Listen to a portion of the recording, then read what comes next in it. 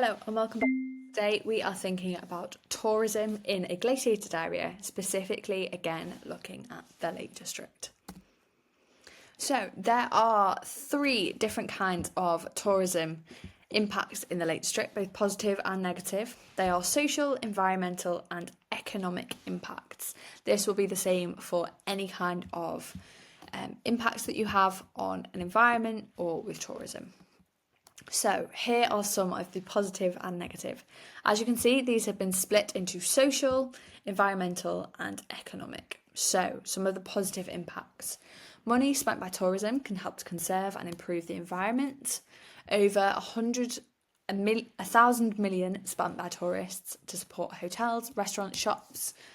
There's also improvement in transport for tourists, which can also be useful for local people. However, some of the main tourist sites suffer from overcrowding. House prices have been pushed up so much that people have been pushed out of the Lake District that have been born there. And roads there are very narrow, winding, and often congestion is a major issue. So if you would like to note a few of these down, I will let you pause this video here and then we'll move on. So, what do you think the most damaging problems are and why? So you will need to write down from the previous slide which you consider to be the worst problem up at the top. Then you need to put two in the middle that are not so far behind, and then what is the least of everyone's worries.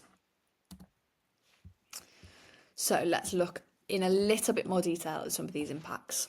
Firstly, traffic congestion. As you can see from some of these pictures, this is what people who live and travel to the Lake District have to deal with every single summer. Traffic in the Lake District more than doubles in the summer months. Traffic congestion is a real problem, especially at weekends, which is made worse by the narrow, twisty lanes and steep hills. Most tourists state congestion on the roads spoils their visit. Next, we'll think about house prices. So how do house prices have an impact on the Lake District? Many houses in the Lake District now are second homes. So these are homes owned by people who live further away and in cities, who use it at weekends and during holidays, but they are empty for most of the year. There are many other properties that are holiday cottages that are rented to holidaymakers during the summer that also sit empty during the winter.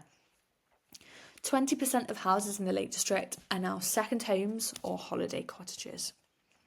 However, there are strict controls on house building in the Lake District to protect this scenery. The demand for second homes, holiday properties as well as demand from the locals, means prices are forced up due to competition. So it's actually really hard to buy a house in the Lake District now because it's so expensive.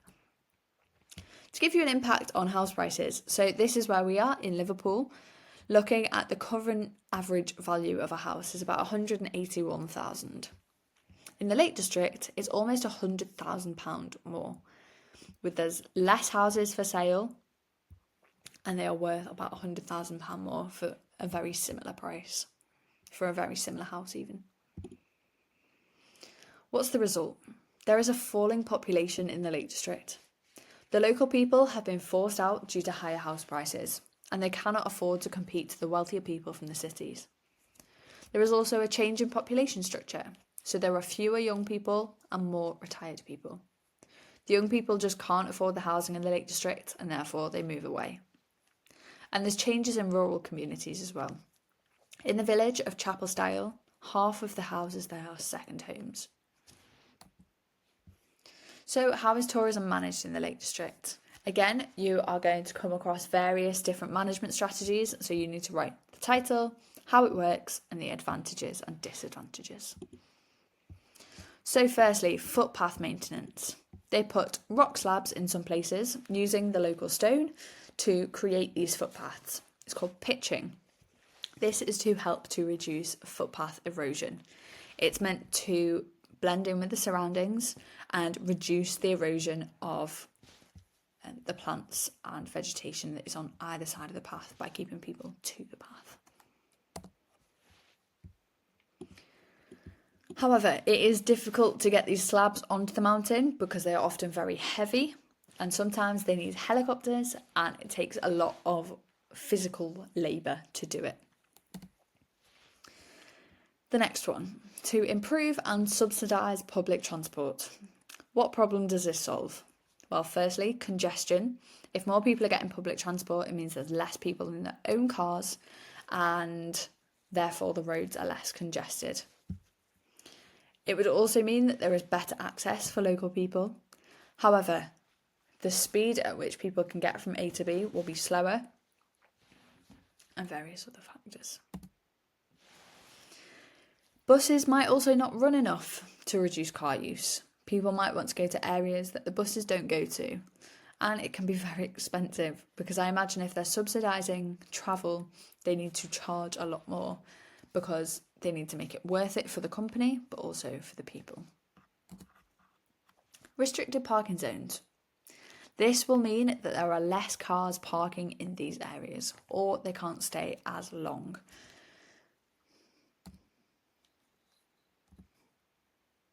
Which will affect a lot of people going to these areas and staying in these areas longer.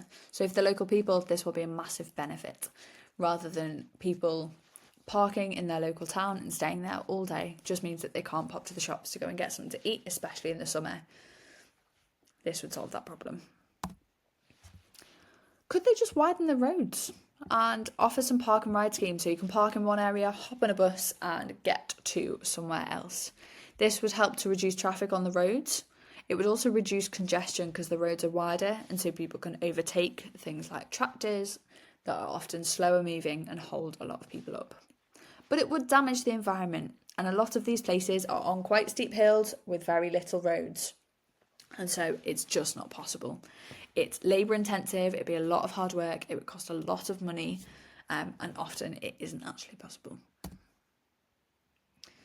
What about raising awareness of conservation issues? So we've got the issues here of people going to the Lake District and having no education about the environments that they're walking through, contamination of the environment, walking off footpaths, being really loud so that scares the natural wildlife. And so offering these signs and education, awareness, offers people the chance to learn about the environment that they're going to and get a bit more of an idea of the impact that they might be having. Education is a really good way of reducing the negative impacts of things generally. What about speed limits on lakes? So if you were to hire a boat as a tourist, you are able to get a boat across the water for an hour or two, and often people will be there having a picnic on the boat, playing music, which increases noise pollution because it's on a lake, so the sound travels very far. There could also be pollution going into the lake because the boats are not electric, they are petrol powered, and so there is more pollution going into the lake there. So there's actual pollution in the lake, not just noise pollution from the noise. They could also be dropping litter into the lake. It might also disrupt the wildlife below, meaning that birds and fish can't swim and migrate and breed in the way that they used to because they've now got boats going through there. What about restricting traffic in these crowded areas?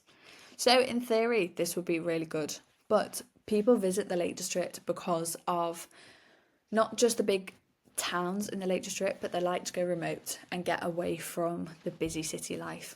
And so, yes, in theory, this would work, but whether people would follow it and restrict the traffic to these areas is very, very unlikely.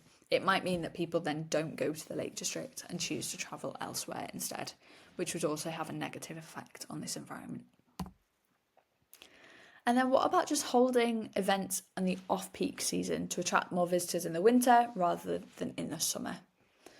So this would then mean that the local people are struggling the whole year round to get access to the things in their towns and local areas, where at the moment they have access in the winter and struggle to get access a little bit more in the summer. It would mean that people are still coming to the Lake District, so there'll be a lot more noise pollution going on, air pollution from all the cars travelling to the Lake District. But it would help to reduce the summer congestion that happens. And then bylaws about littering to discourage it. In theory, again, great, but in practice, if there's not many people around to see it and report it, it might not work very well. So how might this reduce the problem of tourism in the Lake District? Probably doesn't do too much. And then finally, stop people from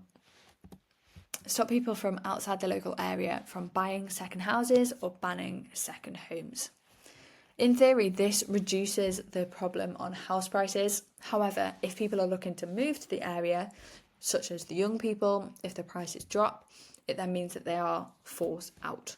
And so this ageing population problem that's happening in the Lake District will continue, and we won't really see an end to it. So you should have a table that looks a little bit like this, with a lot more words down the middle than I have here.